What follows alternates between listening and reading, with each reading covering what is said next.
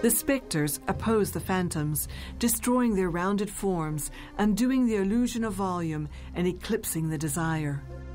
They arise exhibiting their osseous forms and their visceral contours.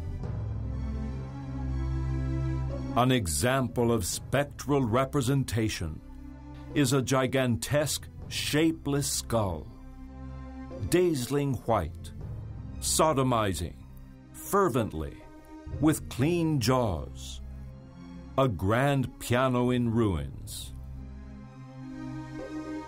Over the geological background of Cap de Creus stands out the spectre of sex appeal, the most famous of Dalinian spectres. The boy stares at it, paralyzed with fear.